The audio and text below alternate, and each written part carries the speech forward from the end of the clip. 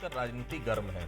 दावा ये किया जा रहा है कि विधायक चैतराम अटामी को महल जैसा जो घर मिला है उसमें नियम कानून को ताक पर रख दिया गया है।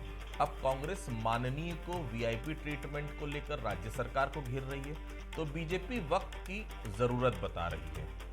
चलिए क्या कुछ है पूरा मामला, पहले एक रिपोर्ट देखते हैं, उसके बाद इस चर्चा को हम आगे बढ़ाएंगे।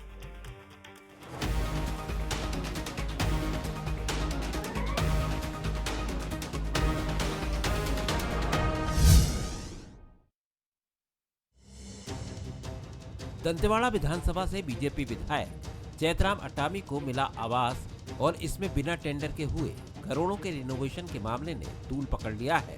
इस हाई प्रोफाइल मामले के खुलासे के बाद सियासत की रंगत भी बदल रही है। विधायक निवास के रिनोवेशन ने कांग्रेस को बैठे बिठाए एक मुद्दा दे दिया है। प्रदेश स्तर पर इस मामले की गूंज सुनाई देने लगी है। पहले पीसीसी चीफ ने आरोप लगाए और अब यूथ कांग्रेस के राष्ट्रीय पदाधिकारी इस पर सवाल खड़े कर रहे हैं। हालांकि दंतेवाड़ा जिला कांग्रेस कमेटी के रुख को लेकर कांग्रेसी भी बगले झांकते दिखाई दे रहे हैं। वहीं बीजेपी के स्थानीय नेता पूरे कांड से अनजान बन रहे हैं। बीजेपी नेता मजबूरी में ही सही पूरे मामले की जांच का पक्ष ले रहे हैं।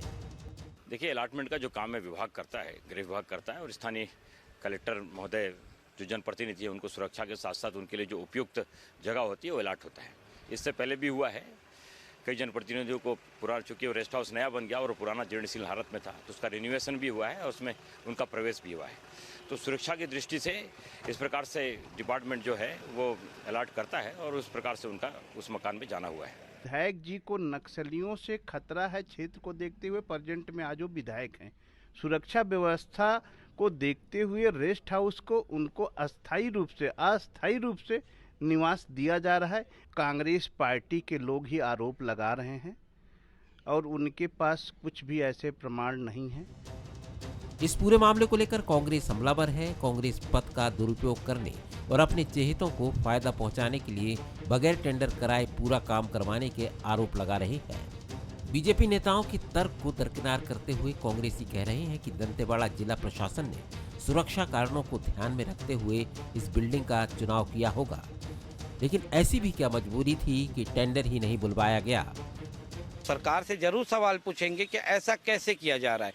और जो बताया जा रहा है कि वो पुराना रेस्ट हाउस है जिस पर अतिक्रमण करके यह कार्य किया जा रहा है, तो शासकीय संपत्ति पर इस तरह का अतिक्रमण करके उस पर शासकीय पैसा लगा करके उसका जिस तरह से दुरुपयोग करने की कोशिश दंतेवाड़ा विधायक कर रहे हैं, ये कहीं से भी उचित नहीं है। इसका विरोध तो हम पुरजोर करेंगे।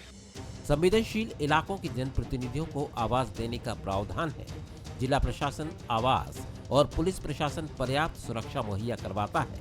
इस पूरे मामले में खास बात यह है कि जितनी रकम रिनोवेशन में खर्च की जा रही है उतने में तो नया विधायक आवास तैयार हो जाता। खबर तो ये भी है कि विधायक के अगल बगल रहने वालों ने भी इसमें खूब चांदी काटी है। बहरहाल बवाल मचने के बाद बीजेपी खेमे और पीडब्ल्यूडी विभाग में हलचल है। अब इंतजार सरकार के एक्शन का है। उसी के बाद इस मामले में दूध का दूध और पानी का पानी हो पाएगा। जूम इन कर। वैसे देखा जाए तो आवास को लेकर हर बदली सरकार में इस तरह के सवाल उठते रहे हैं, फिर चाहे बात राजधानी के मंत्रियों के आवास को लेकर हो या फिर विधायकों के आवास को लेकर। 2013 में भी इसी तरह के सवाल खड़े हुए थे जब अजय चंद्राकर और राजेश मूणत जैसे मंत्रियों ने अपने बंगले को चमकाने के लिए करोड़ों रुपए खर्च कर दिए थे। विधानसभा अध्यक्ष रहते हुए गौरी शंकर अग्रवाल का बंगला भी खूब सुर्खियां बटोरा था। अब दंतेवाड़ा से भी इसी तरह की खबरें सामने आ रही। जानकारी मिली कि भाजपा विधायक चैतराम अटामी को विश्राम गृह बाकायदा विधायक निवास के रूप में अलॉट कर दिया गया है। कमाल की बात यह है कि बंगले को चमकाने के लिए जो करोड़ों रुपए खर्च किए जा रहे हैं उसमें नियम कानून सब कुछ ताक पर रख दिया गया है। अब इस मुद्दे पर बीजेपी और कांग्रेस में राजनीति गरमाई हुई है, तो भाजपा के कार्यकाल में ही माननीयों पर ऐसी मेहरबानी क्यों नजर आती है? गेस्ट हाउस को विधायक के लिए बंगला बना देना क्या सही है? बिना टेंडर के करोड़ों का रिनोवेशन क्या नियम के मुताबिक है? और सबसे बड़ी बात ये कि इस पूरे मुद्दे पर कांग्रेस में ही एक राय नजर क्यों नहीं आ रही है? चलिए करते हैं इस चर्चा की शुरुआत। हमारे साथ चर्चा करने के लिए बेहद खास पैनल मौजूद है। हमारे साथ बस्तर से वरिष्ठ पत्रकार है मनीष गुप्ता साहब, वो जुड़े हैं। बहुत स्वागत करता हूं मनीष जी आपका। हमारे साथ पूर्व विधायक हैं, वो जुड़े हुए हैं भारतीय जनता पार्टी से, नवीन मार्कंडे साहब, अमित श्रीवास्तव जी हैं कांग्रेस से जो जुड़े हुए हैं। सभी का बहुत स्वागत करता हूं। सबसे पहले मैं मार्कंडे साहब के पास चलता हूं, क्योंकि मार्कंडे साहब इस दर्द को बहुत बखूबी समझ सकते हैं, क्योंकि खुद विधायक रह चुके हैं। मार्कंडे साहब, एक विधायक को रहने के लिए कितने बड़े घर की जरूरत होती होगी, वो भी दंतेवाड़ा में? पहले तो मुझे आप ये बताइए, आप कितने बड़े घर में रहते हैं? मैंने आपका घर देखा है, बहुत छोटा सा घर है आपका। एक विधायक को पूरा गेस्ट हाउस दे दिए जा रहे हैं, कितना सही मानते हैं? आप तो खुद विधायक रहे हैं आरंग से। देखिए आदित्य जी, जो सब मैदानी एरिया है, जहाँ पर समतल जगह है, जहाँ पर सुरक्षा की कोई समस्या नहीं है, उस जगह की बात अलग है। दूसरे तरफ है वहाँ एक नक्सल क्षेत्र है और वहाँ सुरक्षा के दृष्टि से काफ़ी संवेदनशील जगह है, इसलिए एक बात ये है। दूसरी तरफ अगर देखते हैं तो पुराने गेस्ट हाउस जिसको शासन उपयोग नहीं कर पा रही है और उसको छोड़ दिए हैं। दूसरे तरफ कि वहाँ अगर देखें कि उनको शासकीय जो और भी जगह है वो भी सही शॉट और उनके उस लेवल के जिसके सुरक्षा की दृष्टि से देखा जाए तो वो भी वहाँ उपलब्ध नहीं हो पा रहा है। अब एक तरफ नवीन जी, आप हर समय सच बोलते हैं, मुझे उम्मीद है कि पार्टी लाइन जो हो लेकिन सच बोले। मुझे एक बात बताइए, मैडम थी वहां पर विधायक इन्हीं की पार्टी की, महेंद्र कर्मा की पत्नी, उनको दिया था क्या रेस्ट हाउस आपने? मैं वही कह रहा हूँ, बता रहा हूँ। मेरे कहने का मतलब है, अभी मैं पूरी बातें कह रहा हूँ, अब सत्य की बातें कहें तो मैं वो भी ला रहा हूँ।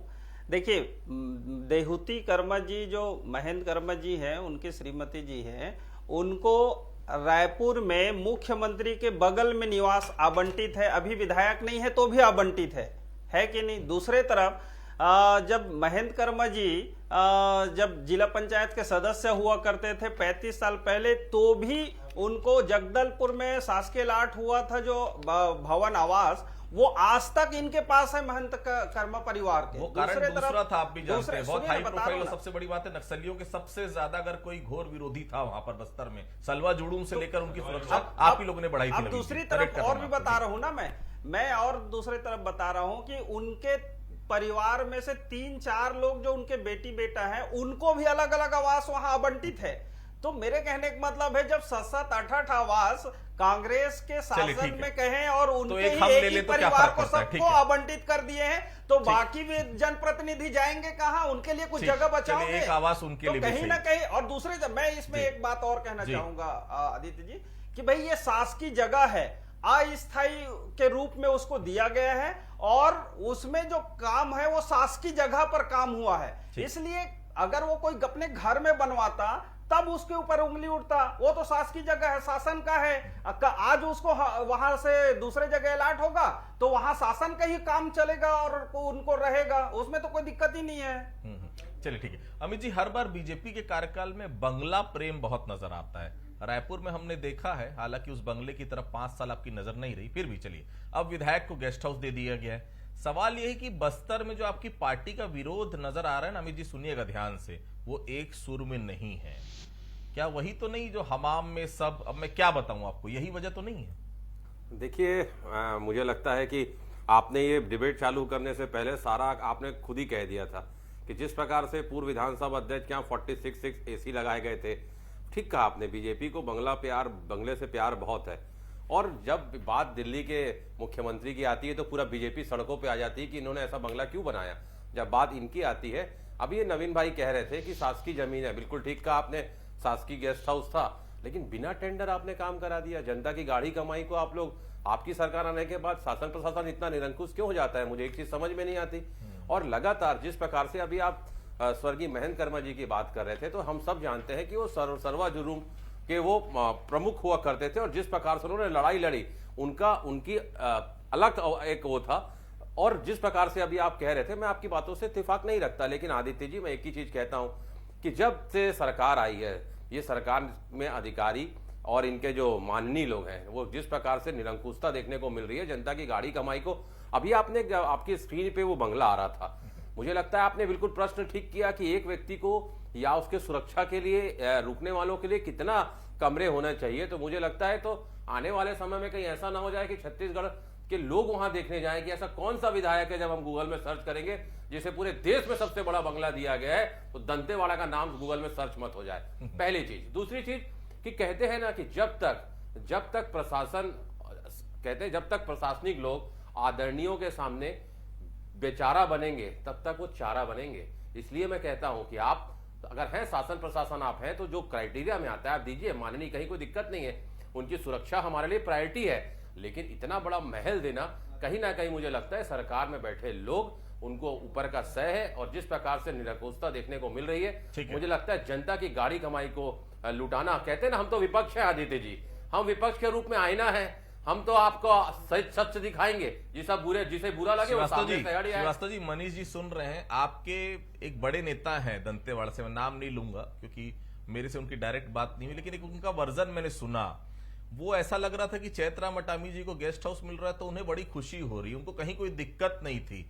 तो जब पार्टी में ही एक रूपता नहीं तो क्या विरोध कर पाएंगे अमित जी? मतलब वो जो कर रहे हैं सही है तो आपको समर्थन करना चाहिए, क्योंकि आपके एक बड़े नेता दंतेवाड़ा से समर्थन कर रहे हैं। देखिए, मैंने कहा ना, अगर सुरक्षा के लिए जरूरी है तो निश्चित तौर पे देना चाहिए, कहीं कोई दिक्कत नहीं है। लेकिन एक ही चीज है कि अगर वो शासकीय जगह भी थी, रेस्ट हाउस है, टेंडर करके बनवा लेते हैं। लेकिन अगर टेंडर करके नहीं बनाए गए, अभी आप ही के चैनल में बताया गया कि उनके दाएं बाएं लोगों को इससे फायदा हुआ है, इसकी जांच होनी चाहिए। ठीक है मनीष जी, मेरे एक सवाल था आपसे, और मुझसे और यहाँ जो पैनल बैठा है उन सबसे बेहतर आप समझ सकते हैं क्योंकि आप बस्तर में रह रहे हैं। चैतराम अटामी को जानते ही होंगे आप, कितने लोग हैं उनके परिवार में? इतने बड़े गेस्ट हाउस की जरूरत क्यों पड़ गई? अगर विधायक जी के अगर 2 बच्चे भी होंगे, 1 रूम 2 रूम, उनका एक पीए भी होगा 3 रूम, पूरा गेस्ट हाउस दे दिया गया विधायक जी को। कितना बड़ा परिवार है विधायक जी का कि पूरा गेस्ट हाउस कम पड़ रहा है उनके लिए?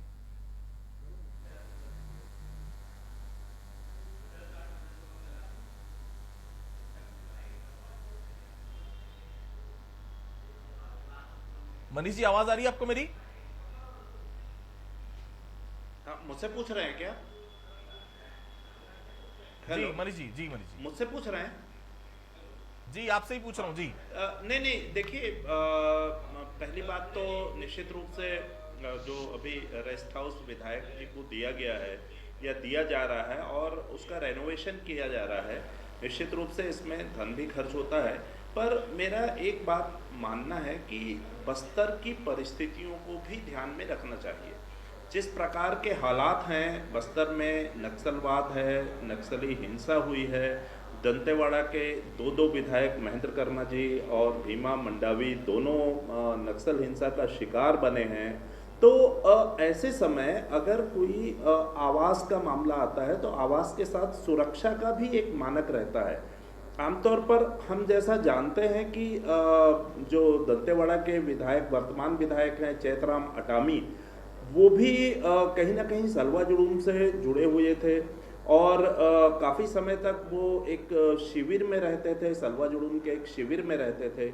विधायक बनने के बाद अब दंतेवाड़ा मुख्यालय में ऐसा एक जो आवास है, जो पहला पुराना रेस्ट हाउस था जिसका उपयोग आज की डेट पे नहीं हो रहा है, वहाँ पर स्विमिंग पूल और दूसरी अन्य गतिविधियाँ संचालित हो रही हैं, तो वहाँ पर दिया जा रहा है जो अभी खबरों में आया है। लेकिन हालांकि वो काफ़ी बड़ा आवास है, उसको छोटा करके 2 भागों में भी विभाजित किया जा सकता है। पर मुझे लगता है कि परिस्थितियों को भी ध्यान में रखना चाहिए और जिस प्रकार के हालात दंतेवाड़ा के हैं वो किसी से छिपे हुए नहीं हैं। रही बात बस्तर की, तो बस्तर के बहुत सारे गेस्ट हाउस कहीं ना कहीं सुरक्षा बलों के कब्जे में है। एक फॉरेस्ट का जो गेस्ट हाउस है वो बस्तर विकास प्राधिकरण जो जगदलपुर में उसका ऑफिस वहां पर संचालित है। जगदलपुर के लालबाग में पीडब्ल्यूडी का गेस्ट हाउस है, वो सीआरपीएफ के कब्जे में है। बहुत सारे स्कूल और जो दूसरे सरकारी संस्थान हैं या सरकारी भवन हैं उन पर भी कब्जा है। और जिस प्रकार से नक्सल मामले को, नक्सल थ्रेट को मद्देनजर रखते हुए जिस प्रकार से आवास आवंटित किए जा रहे हैं, अगर पूरी समीक्षा हो जाए तो बहुत सारे ऐसे चेहरे नजर आएंगे जो नक्सल सुरक्षा के नाम पर जिनको सुरक्षा मिली हुई है और जो आवास आवंटित है। तो मुझे लगता है कि इसमें कांग्रेस और भाजपा दोनों दलों के लोग शामिल हैं।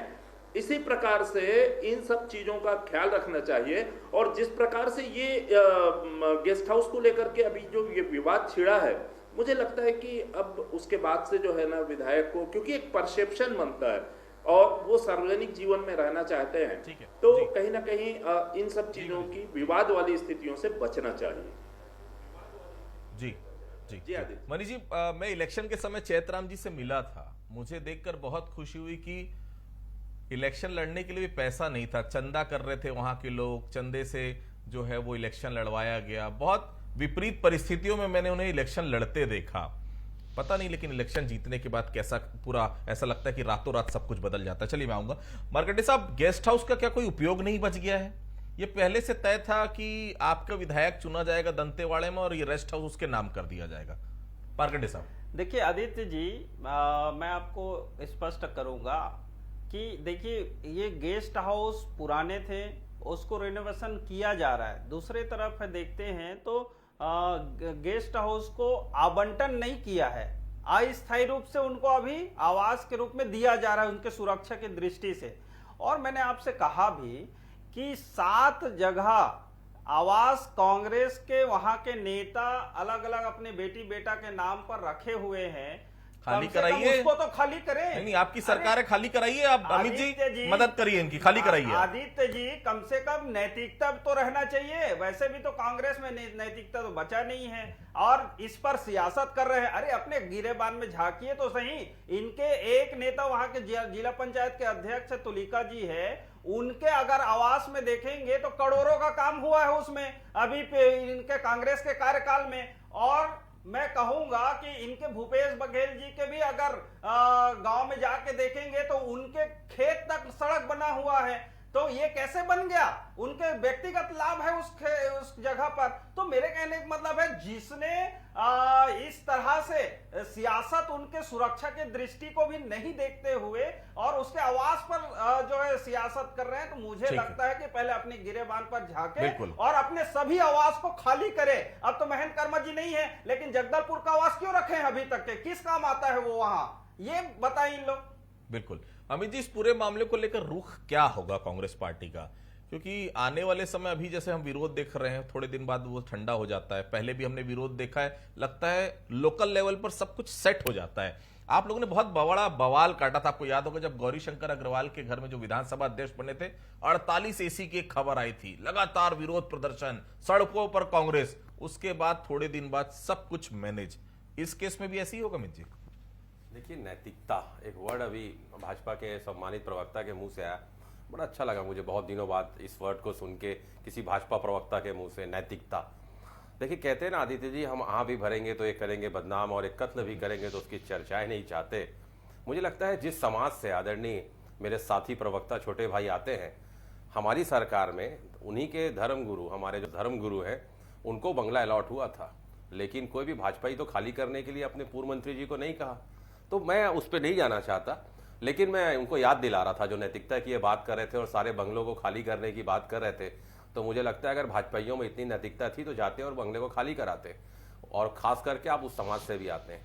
लेकिन मैं एक चीज़ बता दूं कि आपने कहा, हमने कहा ना कि स्थिति परिस्थिति को देखते हुए बंगला अलॉट करने में कहीं कोई दिक्कत नहीं थी। माननीय है, विधायक है, और जिस क्षेत्र में है वो सारी चीज़ें, कहीं कोई दिक्कत नहीं है।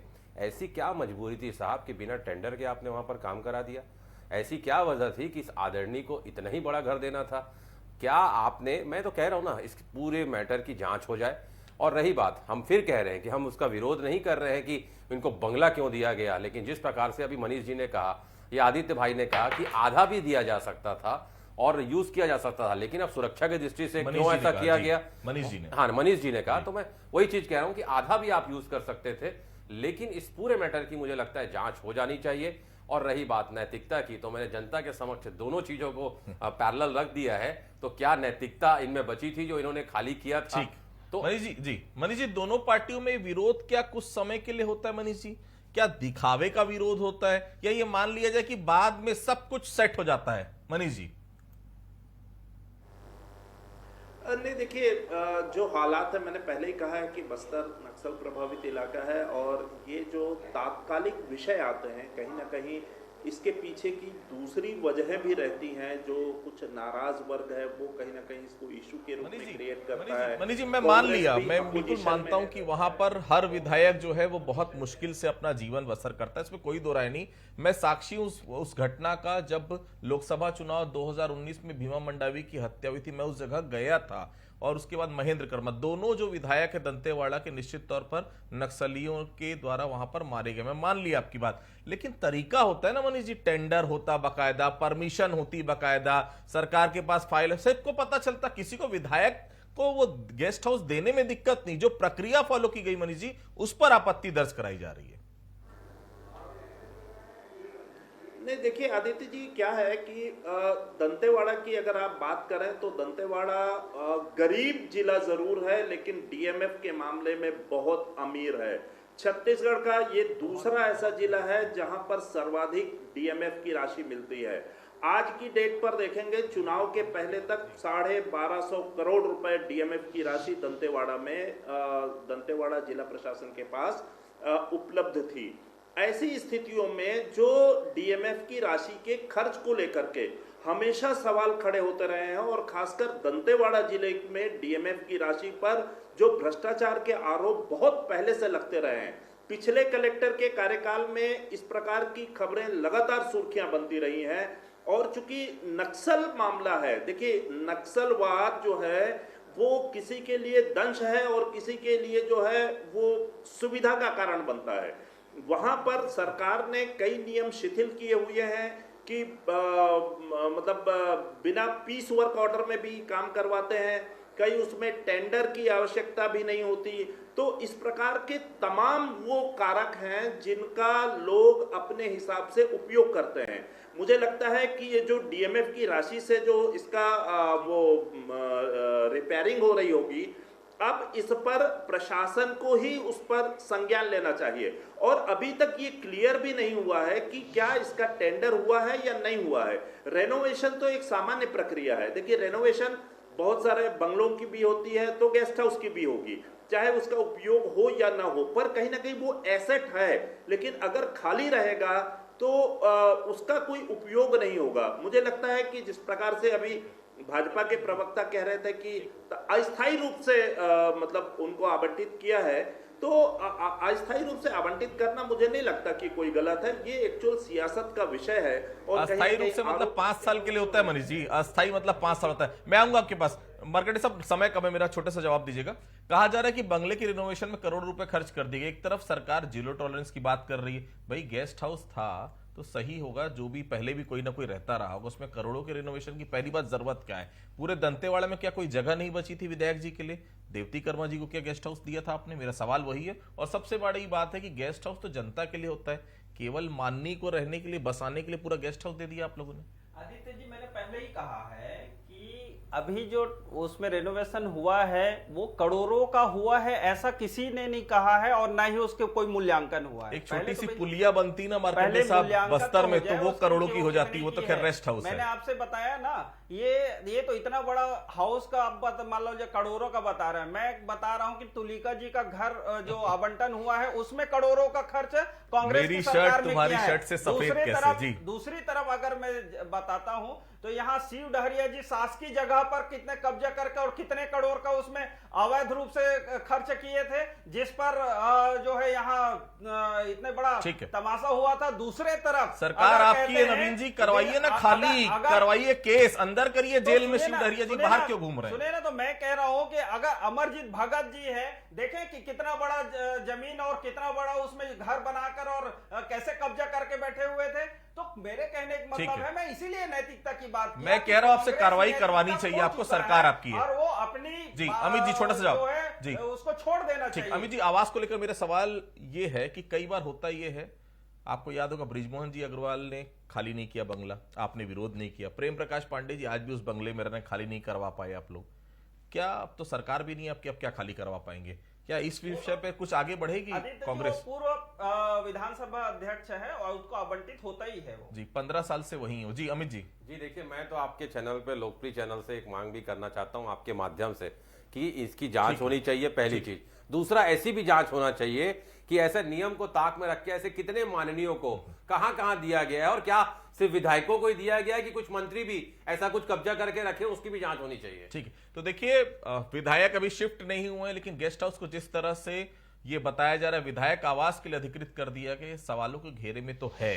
अगर सभी प्रक्रिया अगर सामने रख के की जाती तो शायद इतनी आवाजें नहीं उठती, क्योंकि ये बिल्कुल बड़ा चैलेंज है। मनीष जी बिल्कुल सही कर रहे हैं, दंतेवाड़ा में सुरक्षा बड़ा चैलेंज है। खबर ये भी आ रही कि जगदलपुर का जो विश्राम गृह उस पर भी किसी का कब्जा हो गया है। तो ये कब्जे की सियासत को खत्म करिए जनाब, जनता के लिए आप चुने गए। कम कमरे में छोटे घर में भी व्यवस्था चलाई जा सकती है, जरूरी नहीं है बड़े बड़े बंगलों की। जनता से जुड़े रहिए, जनता आपको फिर से दोबारा 5 साल बाद विधायक बनाएगी, लेकिन जनता से अगर आप कट गए, बड़े बड़े बंगलों को लेकर अगर आप बैठ गए, तो जनता बिल्कुल देर नहीं लगाती। और जनता क्या करती बहुत सारे लोगों को मालूम है जो इस बार चुनाव हार चुके हैं। आप सभी हमारे से जुड़े, आप सभी लोगों को बहुत बहुत धन्यवाद। आज का मुद्दा फिलहाल इतना ही, बाकी खबरों के लिए आप लगातार बने रहिए बंसल न्यूज के साथ। नमस्कार।